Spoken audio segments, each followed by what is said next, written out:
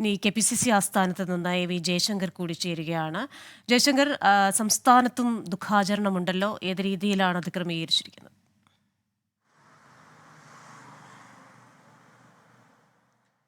അതായത് ക്രിസ്റ്റീന, ഈ മൻമോഹൻ സിംഗിന്റെ മരണവുമായി ബന്ധപ്പെട്ട KPCC ഇതിനോടകം തന്നെ ദുഃഖാചരണം പ്രഖ്യാപിച്ചിട്ടുണ്ട്. എല്ലാവിധ ഔദ്യോഗിക പരിപാടികളും പാർട്ടി മാറ്റിവെച്ചിട്ടുണ്ട്. കഴിഞ്ഞ ദിവസം MTയുടെ മരണവുമായി ബന്ധപ്പെട്ടും ഇത്തരത്തിലൊരു ദുഃഖാചരണം പാർട്ടി പ്രഖ്യാപിച്ചിട്ടുണ്ട്. എന്തായാലും KPCC ആസ്ഥാനം നിലവിൽ അടഞ്ഞുകിടക്കുന്ന സാഹചര്യമാണുള്ളത്. ഈ മഹാത്മാഗാന്ധി കോൺഗ്രസ് അധ്യക്ഷനായതിൻ്റെ ശതാബ്ദി ആഘോഷങ്ങൾ ബന്ധപ്പെട്ട ഒരുക്കങ്ങൾ KPCC ആരംഭിച്ചിരുന്നു. AK ആന്റണി ഈ പരിപാടി 26-ന് ഉദ്ഘാടനം ചെയ്യേണ്ടതാണ്. പക്ഷേ MTയുടെ മരണത്തിന് പിന്നാലെ ഇപ്പോൾ മൻമോഹൻ സിംഗിന്റെ മരണത്തിന് പിന്നാലെ ഇതുമായി ബന്ധപ്പെട്ട ആഘോഷ പരിപാടികളെല്ലാം തന്നെ പൂർണ്ണമായും പാർട്ടി മാറ്റിവെച്ചിട്ടുണ്ട്.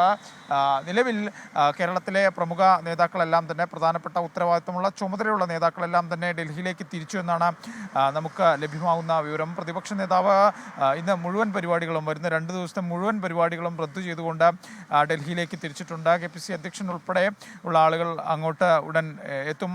KPCC ആസ്ഥാനത്തിന് മുന്നിൽ മുൻ പ്രധാനമന്ത്രി മൻമോഹൻ സിംഗിന് ആദരാഞ്ജലി അർപ്പിച്ചുകൊണ്ട് ഉള്ള ഫ്ലെക്സ് ബോർഡുകൾ ഉൾപ്പെടെയുള്ള കാര്യങ്ങൾ സ്ഥാപിച്ചിട്ടുണ്ട്.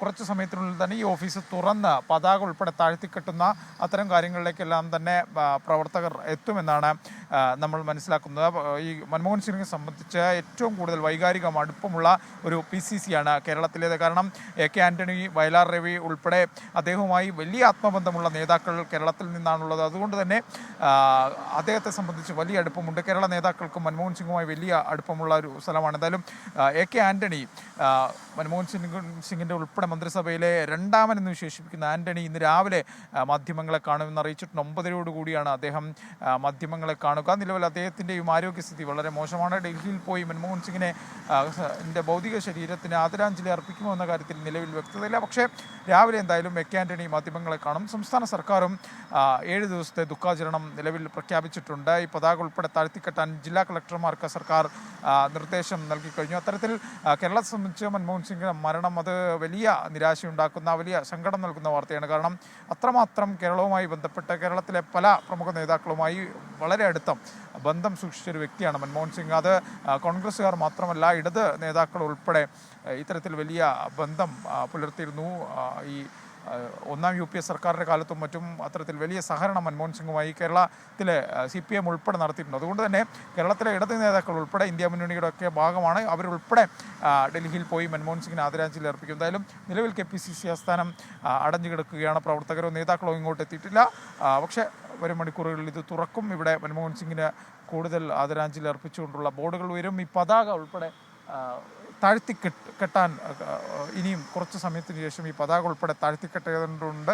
എന്തായാലും വലിയ നിരാശയാണ് കേരളത്തിലെ പ്രവർത്തകരെ സംബന്ധിച്ച് മൻമോഹൻ സിംഗിൻ്റെ മരണം ഉണ്ടാക്കുന്നത്.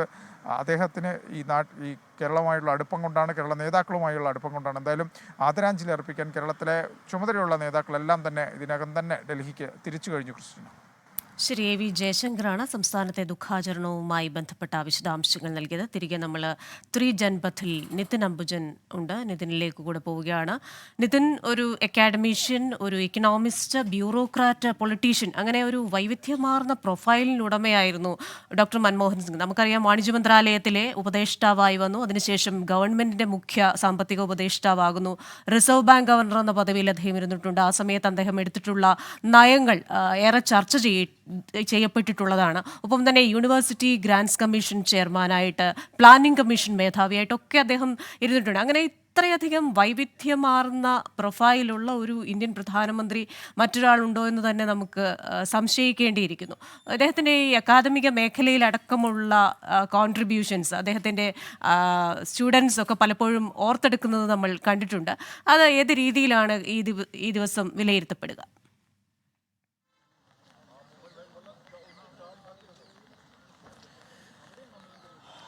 ക്രിസ്റ്റീന, അദ്ദേഹത്തിന്റെ മരണവിവരം അറിഞ്ഞ് ഇന്നലെ തന്നെ എയിംസിന് മുന്നിലേക്ക് അദ്ദേഹം അധ്യാപകനെ ഇഷ്ടപ്പെടുന്ന ആളുകളെല്ലാം തന്നെ എത്തിയിരുന്നു. നേരത്തെ സൂചിപ്പിച്ചപ്പോൾ തന്നെ ഒരു അക്കാഡമീഷ്യൻ, അതോടൊപ്പം ഒരു എക്കണോമിസ്റ്റ് എന്ന നിലയിലടക്കം തന്നെയാണ് മൻമോഹൻ സിംഗിനെ രാജ്യത്ത് അടയാളപ്പെടുത്തുക. അദ്ദേഹം 2004 മുതൽ 2014 വരെ ഇന്ത്യയുടെ പ്രധാനമന്ത്രിയായെങ്കിൽ പോലും സാമ്പത്തിക വിദഗ്ധൻ എന്ന നിലയിൽ തന്നെയാണ് അദ്ദേഹത്തിന്റെ നമുക്കറിയാം കരിയർ തുടങ്ങുമ്പോൾ തന്നെ 1971 ശേഷം അദ്ദേഹം വിവിധ പദവികൾ, ഇന്ത്യയുടെ പ്ലാനിംഗ് കമ്മീഷന്റെ ഡെപ്യൂട്ടി ചെയർമാൻ എന്ന പദവിയിലും അതോടൊപ്പം തന്നെ ധനകാര്യ സെക്രട്ടറി അടക്കമുള്ള വിവിധ പദവികൾ അദ്ദേഹത്തിന്റെ കയ്യൊപ്പ് ചാർത്തിയിരുന്നു. അങ്ങനെ സാമ്പത്തിക രംഗത്ത് അദ്ദേഹത്തിന്റെ കയ്യൊപ്പ് ചാർത്തിയ നിരവധി മേഖലകളുണ്ട്. RBI ഗവർണർ ഉൾപ്പെടെയുള്ള നിരവധി പദവികൾ അദ്ദേഹം വഹിച്ചിരുന്നു. അതിനുശേഷമാണ് ധനകാര്യ മന്ത്രി എന്ന നിലയിലും പിന്നീട് രാജ്യത്തിന്റെ പ്രധാനമന്ത്രി എന്ന നിലയിലും അദ്ദേഹം എത്തിപ്പെട്ടത്. ഈ പദവികൾക്ക് മുമ്പാകെ തന്നെ ഇന്ത്യ സ്വീകരിച്ച പല സാമ്പത്തിക തീരുമാനങ്ങൾക്കും പിന്നിൽ, സാമ്പത്തിക നയങ്ങൾക്കും പിന്നിൽ മൻമോഹൻ സിംഗിന്റെ കരങ്ങൾ ഉണ്ടായിരുന്നു എന്ന് തന്നെയാണ് ചരിത്രത്തിലടക്കം രേഖപ്പെടുത്തിയിട്ടുള്ളത്. അതുകൊണ്ട് തന്നെയാണ് അദ്ദേഹം എന്ന ഒരു സാമ്പത്തിക വിദഗ്ധൻ ഇന്ത്യയുടെ പ്രധാനമന്ത്രി എന്ന നിലയിലേക്ക് വരുമ്പോൾ ആ ഒരു നിലയിലുള്ള കാര്യങ്ങളെല്ലാം പ്രത്യേകിച്ചും നേതാക്കളടക്കം പങ്കുവയ്ക്കുന്ന ഒരു കാര്യം നമുക്കറിയാം. നേരത്തെ സൂചിപ്പിച്ചപ്പോൾ തന്നെ 91 അദ്ദേഹം ഇന്ത്യയുടെ ധനകാര്യമന്ത്രി എന്ന ഘട്ടത്തിൽ ഇന്ത്യ സാമ്പത്തികമായി വലിയ രീതിയിൽ തന്നെ പ്രതിസന്ധി നേരിടുന്ന കാലഘട്ടത്തിലാണ് അദ്ദേഹം ഒരു നിർണായക ചുവട് വയ്ക്കുന്നത്. അത് പിന്നീട് രാജ്യത്ത് പ്രത്യേകിച്ചും ഇന്ത്യയുടെ ചരിത്രത്തിൽ അടയാളപ്പെടുത്തിയ തീരുമാനമായിരുന്നു നരസിംഹറാവു സ്വീകരിച്ചിരുന്നത് പിന്നീട് കാലം തെളിയിച്ചിരുന്നു. ആ നിലയിൽ അദ്ദേഹത്തിനെ ഓർത്തെടുക്കാൻ പറ്റുന്ന പല തലങ്ങളുണ്ട്. പ്രത്യേകിച്ചും ഒരു സൗമ്യനായ രാഷ്ട്രീയക്കാരൻ, ഒരു അക്കാഡമിഷ്യൻ, ഒരു എക്കണോമിസ്റ്റ് എന്ന നിലയിൽ തന്നെയാണ് അദ്ദേഹത്തെ രാജ്യം അടയാളപ്പെടുത്തുന്നത്. അതിന്റെ എല്ലാം തന്നെ ഒരു സ്നേഹവായ്പ നമ്മൾ ഇന്നലെ കണ്ടിരുന്നു. കാരണം അദ്ദേഹത്തിന്റെ മരണവിവരം അറിഞ്ഞപ്പോൾ തന്നെ കോൺഗ്രസ് പ്രവർത്തകർ മാത്രമല്ല അദ്ദേഹത്തെ സ്നേഹിക്കുന്ന നിരവധി പ്രവർത്തകരാണ് എയിംസിലേക്ക് ഒഴുകിയെത്തത്. മണിക്കൂറുകളോളം അദ്ദേഹത്തിനെ ഒരു നോക്ക് കാണാനായി അവിടെ കാത്തിരുന്നു. പക്ഷേ 12 തന്നെ മൃതദേഹം വീട്ടിലേക്ക് കൊണ്ടുവരികയാണ് ചെയ്തത്. സ്വാഭാവികമായിട്ടും അദ്ദേഹത്തെ സ്നേഹിക്കുന്നവരുടെ ഒരു അവസാന നിമിഷം അദ്ദേഹത്തെ കാണാനുള്ള ഒരു ഒഴുക്ക് എന്തായാലും ഇന്ന് 3 ജൻപത്തിൽ ഉണ്ടാകും എന്ന് തന്നെയാണ് പ്രതീക്ഷിക്കുന്നത്. അതിനുള്ള ക്രമീകരണങ്ങൾ തന്നെയാണ് ഒരുക്കുന്നത്. നേരത്തെ സൂചിപ്പിച്ച പോലെ തന്നെ പൊതുദർശനം സംബന്ധിച്ചോ അല്ലെങ്കിൽ സംസ്കാര ചടങ്ങുകൾ സംബന്ധിച്ചോ ഏത് നിലയിലാണ് സമയക്രമം സംബന്ധിച്ചുള്ള ഇതുവരെ ഔദ്യോഗികമായി തന്നെ ഒരു അറിയിപ്പ് ഉണ്ടായിട്ടില്ല. എന്തായാലും ഒരു 8 മണിയോടെ തന്നെ നേതാക്കൾ അങ്ങോട്ടേക്ക് എത്തുമെന്നാണ് നേരത്തെ കോൺഗ്രസ് നേതാക്കളടക്കം വ്യക്തമാക്കിയത്. KC വേണുഗോപാൽ ഉൾപ്പെടെയുള്ള നേതാക്കൾ ഇന്ന് രാവിലെ തന്നെ ഇവിടെ എത്തിയിരുന്നു. അദ്ദേഹത്തിന് അനുശോചനം അറിയിച്ചു, അദ്ദേഹത്തിന്റെ കുടുംബത്തെ ആശ്വസിപ്പിച്ചു. ഇന്ന് കൂടുതൽ നേതാക്കളടക്കം ഇങ്ങോട്ടേക്ക് എത്തും. എന്തായാലും AICC ആസ്ഥാനത്തടക്കം പൊതുദർശനം നിശ്ചയിച്ചിട്ടുണ്ട്. സ്വാഭാവികമായിട്ടും സമയക്രമം അടക്കം വൈകാതെ ഇനിയുള്ള മണിക്കൂറുകൾ നമുക്കത് വ്യക്തമാകും. നാളെയാകും സംസ്കാര ചടങ്ങ് നടക്കുക. അതിന് മുന്നോടിയായി തന്നെ അദ്ദേഹത്തെ സ്നേഹിക്കുന്ന, പ്രത്യേകിച്ചും ഡൽഹിയിൽ അദ്ദേഹം വർഷങ്ങളായി ഏതാണ്ട് 1971 മുതൽ അദ്ദേഹത്തിന്റെ പ്രവർത്തന മേഖല എന്ന് പറയുന്നത് ഡൽഹിയാണ്. നമുക്കറിയാം ഒരു ഭരണരംഗത്തേക്ക് അദ്ദേഹം 91 വരുന്നെങ്കിൽ പോലും അതിനു മുൻപായി തന്നെ ഇന്ത്യയുടെ സാമ്പത്തിക രംഗത്ത് അദ്ദേഹത്തിന്റെ പ്രത്യേകിച്ചും ഒരു ബ്യൂറോക്രാറ്റായി അദ്ദേഹത്തിന്റെ പ്രവർത്തനം നമ്മൾ കണ്ടിരുന്നു.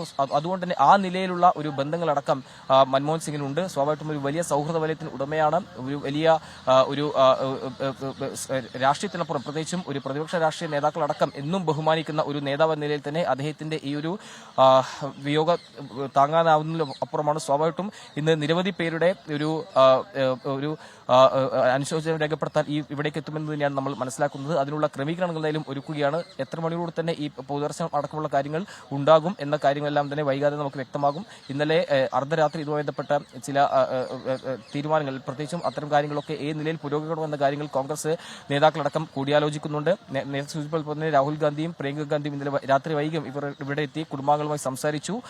ഇന്ന് രാവിലെ വീണ്ടും ഈ നേതാക്കളെത്തും. സോണിയാഗാന്ധി ഉൾപ്പെടെയുള്ള നേതാക്കളെത്തും. പ്രധാനമന്ത്രിയും ഇവിടേക്ക് ഏതാണ്ട് 8 മണിയോടുകൂടി എത്തുമെന്ന് പ്രതീക്ഷിക്കുന്നുണ്ട്. നമുക്കറിയാം ഒരു കാലാവസ്ഥ എന്ന് പറയുമ്പോൾ നമുക്കൊരു പ്രതികൂല കാലാവസ്ഥയാണ്. രാവിലെ മുതൽ തന്നെ കനത്ത തണുപ്പും അതോടൊപ്പം തന്നെ മഴയും പെയ്യുന്നുണ്ട്. പക്ഷേ ഇതെല്ലാം അവഗണിച്ചുകൊണ്ട് മൻമോഹൻ സിംഗിനെ കാണാനായി നിരവധി പേർ ഇവിടേക്ക് ഒഴുകിയെത്തുമെന്ന കാര്യത്തിൽ സംശയമില്ല. കാരണം അദ്ദേഹം ആ നിലയിലാണ് അദ്ദേഹത്തെ രാജ്യത്ത് അടയാളപ്പെടുത്തിയിരിക്കുന്നത്. അത് ഇന്നലെ തന്നെ നമ്മൾ എയിംസ് ആശുപത്രി മുൻവശത്ത് കണ്ടാണ്. സ്വാഭാവികമായിട്ടും അതിന്റെ ഒരു തുടർച്ച എന്തായാലും ഇന്ന് 3 ജൻപത്തിൽ ഉണ്ടാകും എന്ന് തന്നെയാണ് പ്രതീക്ഷിക്കുന്നത്. ക്രിസ്റ്റീന.